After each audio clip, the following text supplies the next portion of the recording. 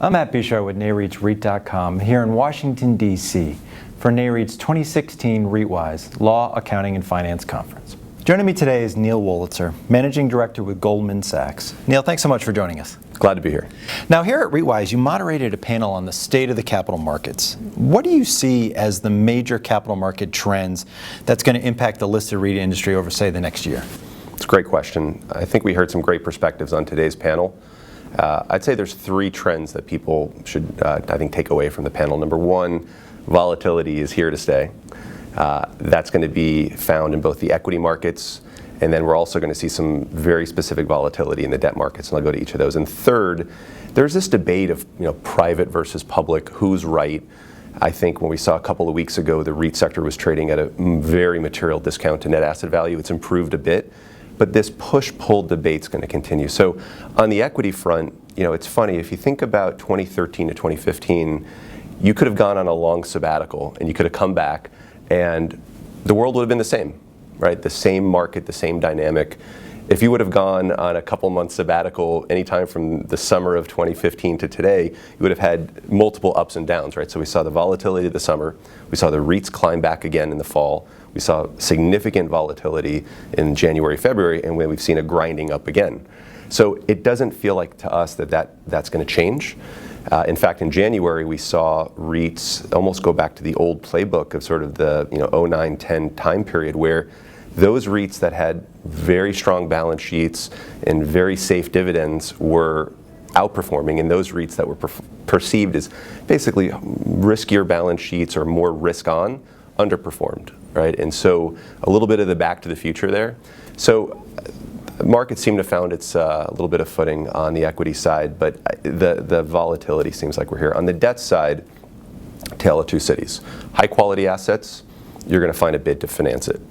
The life co money, the bank money, if it's good sponsorship and good assets, it won't be a problem. What is going to be a challenge is the fact that other types of financing, the CMBS market, is not going to be necessarily as robust as we might have seen it in the last couple of years, and some of that's driven by just the fact that the banks got whipsawed over the last couple of months. People got burned in putting a lot of commitments out there, and also the regulatory environment could have some changes on CMBS. So if you have a type of asset that was traditionally financed in the CMBS market, I think you're going to find that it's going to be a little trickier.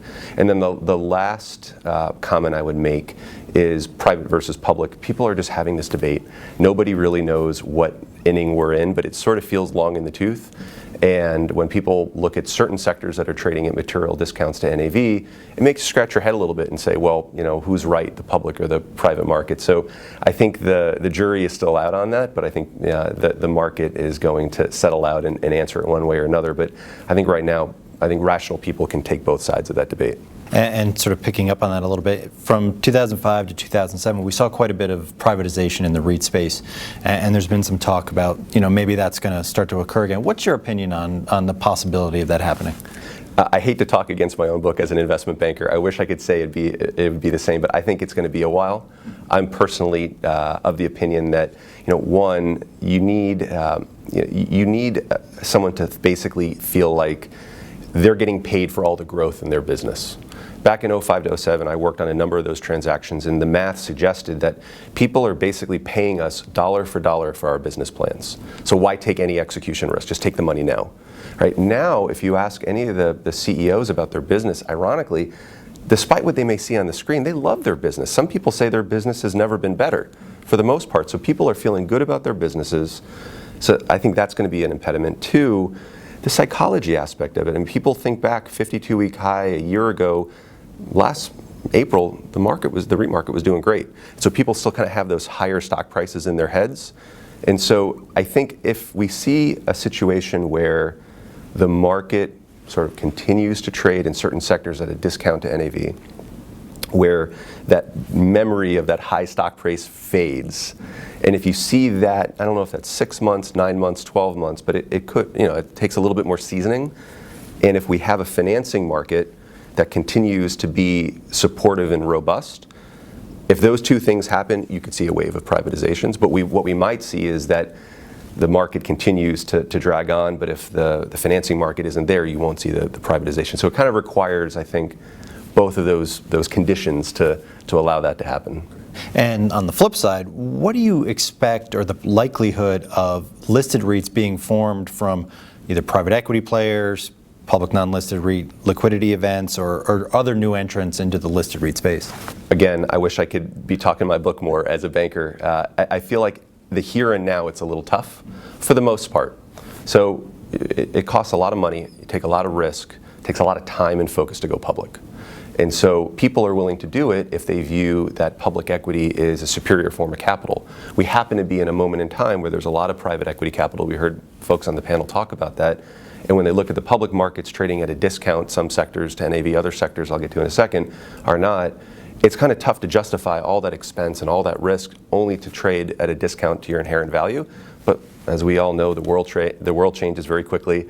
And if that private capital, whether it's equity or debt, feels like it's drying up, then we could see more entrants coming into the IPO world. With the only exception being, there are certain sectors where you generally have REITs trading at premiums, and you don't have that many market participants. I mean, some sectors have 12, 15, 18 participants, and some sectors have 2 or 3. So could I see a situation where one of these, they tend to be more smaller, nichier sectors, could they have a new market entrance come in with a clear business strategy to sort of fill some white space? Absolutely. But I think it's going to be more targeted and limited. And then another area where we saw a lot of capital markets activity over the last couple of years with the non-traded REITs, as you've mentioned. As I mentioned on the panel, I think it's going to be tough to see a lot of them go public really for 2 or 3 reasons. One is very simple, is we've had a lot of activity over the last couple of years. What that did is it pulled forward sort of the 16, 17, 18 liquidity events back into 13, 14, and 15. And so what's left are really more recent vintage REITs.